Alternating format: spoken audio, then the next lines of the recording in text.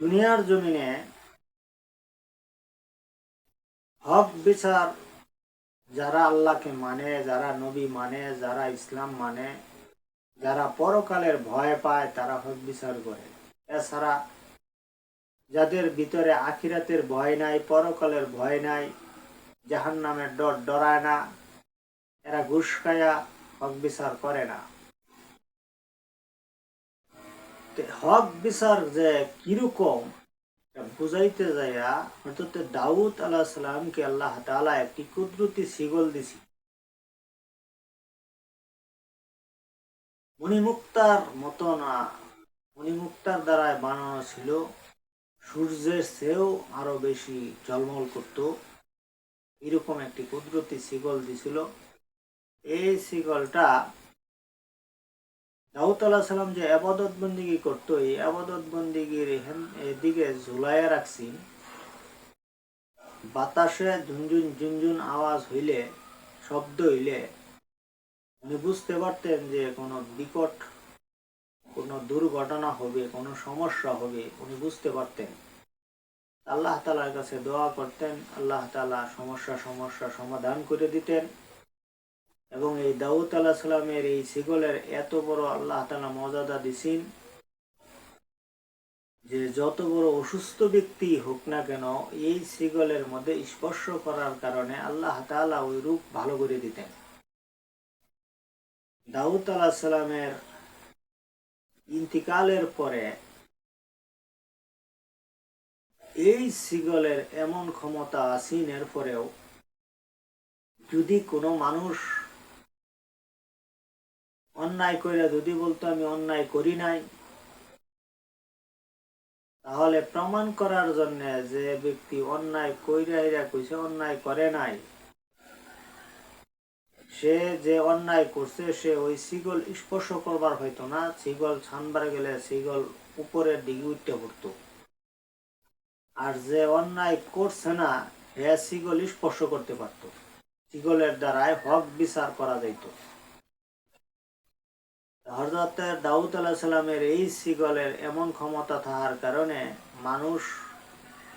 মানুষকে বিশ্বাস করে আমানত রাখতো। ওই জমানায় কোনো ব্যাংক ছিল না, আমানতের মাল বিশ্বাসী একটা ব্যক্তিকে দিত আমানত হিসাবে রাখার জন্য, সেও এরকম আমানতের মাল সময় মতন ফিরাইয়া দিত সওয়াবের আশায়, আল্লাহ তাআলার কাছে দামি হবার আশা।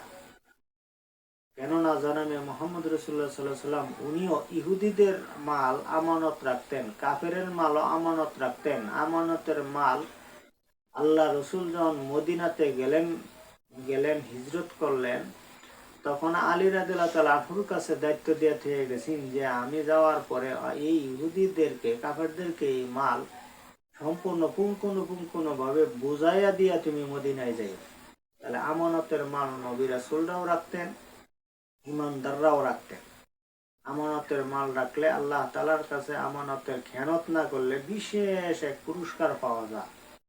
যেন আমরা আমানতের খেয়ানত যেন না করি, আমানত যেন আমরা যদি কারো কাছ থেকে রাখি তা আমানত যেন পুরাপুরি ভাবে ফিরাইয়া দিই। আল্লাহ রসুল জনাবে মুহাম্মদ রাসূলুল্লাহ সাল্লাল্লাহু আলাইহি ওয়াসাল্লাম এইটাও শিক্ষা দিচ্ছেন। তা দেখেন ওই দাউদ আলাইহিস সালামের উম্মতরা বিশ্বাস করে আমানতের মাল এক ব্যক্তির কাছে দিছে, অনেক মোটা অঙ্কে, হ্যাঁ, অনেক দামি সম্পদ, মণিমুক্তা, স্বর্ণ এগুলো দিছে। উনি তখন এডি মাইরা খাবো এই নিয়ত করিয়া উনি বলেন, আমানত নিবার আসতে যখন আমানতের মালটা যখন নেওয়ার জন্য আসছে, তখন বলেন আমি তো তোমার মাল দিয়ে দিছি। উনি বলেন দেও নাই, আর সে বলেন দিয়ে দিছি। সে বলল আচ্ছা ঠিক আছে, যত দাউদ আলাইহিস সালামের একটি কুদরতি শিকল আছে, যে শিকল অপরাধ যে করে সে স্পর্শ করতে পারে না, যে সত্য কথা কয় সে স্পর্শ করতে পারে, যে মিথ্যা কথা বলে সে স্পর্শ করতে পারে না। তাহলে আমি তো তোমার কাছ থেকে আমানত নেই নাই, তাহলে আমি যদি শিকল ধইরা স্পর্শ করিয়া যদি আমি বলতে পারি আমি আমানতের মাল পাই নাই, তাহলে তো তুমি বিশ্বাস করবা? হ্যাঁ করবো। কয় আর যদি তুমি স্পর্শ করে যদি কও যে আমার আমানতের মাল দিয়ে দিছ, তাহলে তো বিশ্বাস হবেই, কারণ ওই শিকল তো গাদ্দারি করে না, কারণ ওটা কুদরতি শিকল, হক বিচার করে। ওই শিকলে কোনো ঘুষ টুস খায় না। ওই শিকলকে অনুরোধ করলেও কাম হইতো না। শিকল আল্লাহর কুদরতি শিকল, হক বিচার করে। এখন উনি বলেন ঠিক আছে, আমিও শিকল ধরবো, তুমিও শিকল ধরবা, যাও চলো। এখন উনি আসছে, আইসা প্রথম যে লোকটা আমানত থইছি, সে এই শিকলের মধ্যে হাত দিয়া স্পর্শ করছে, করার পরে বলেন আমি আমানত পাই নাই, আমানতের মাল যে তোমার কাছে রাখছি আমি সেটা পাই নাই।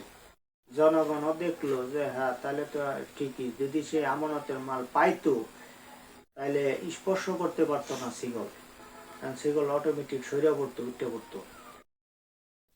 এখন এই ব্যক্তির পালা, যে ব্যক্তির কাছে আমানত রাখছেন, এই ব্যক্তির হাতে একটা লাঠি ছিল।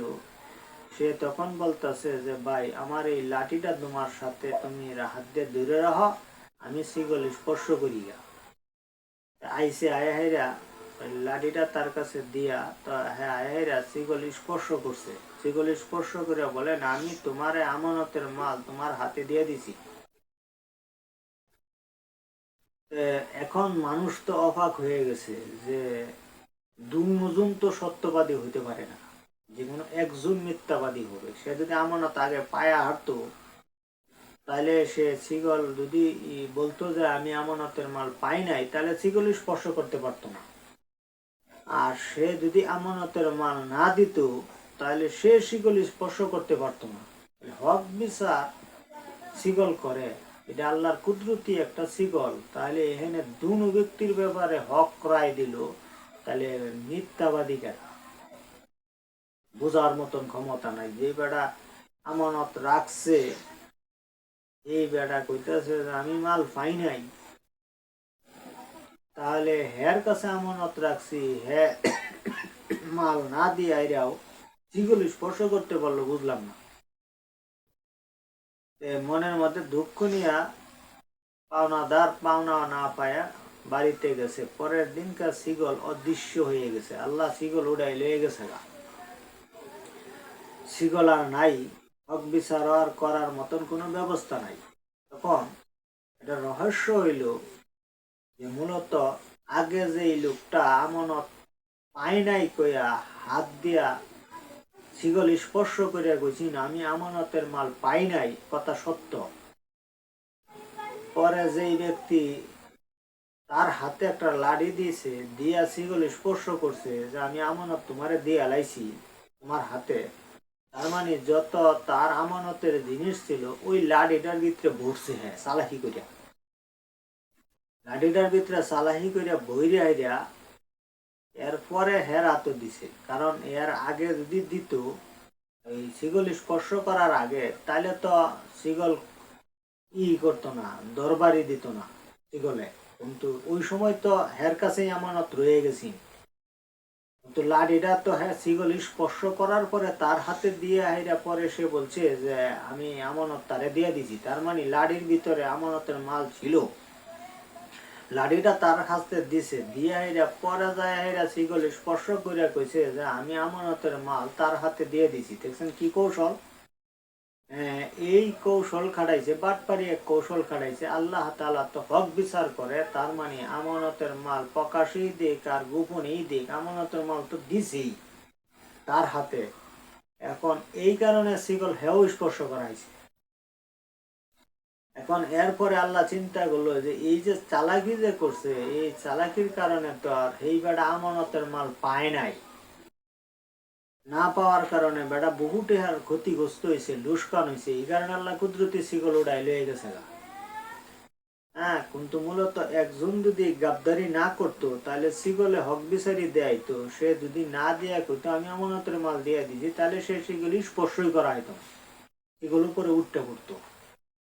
এই কারণে হক বিচারে চালাকি করার কারণে আল্লাহ তাআলা বুঝাইছে যে হ্যাঁ মাল তো ঠিকই তার হাতে দিছে, এই জন্য শিকল স্পর্শ করতে করছে। কিন্তু পরবর্তী শিকল ধরে হাইরা, শিকল স্পর্শ করে হাইরা আয়াত পরে আবার কইছে আমার লাডি আমারে ফিরাই দিয়ে দেবো।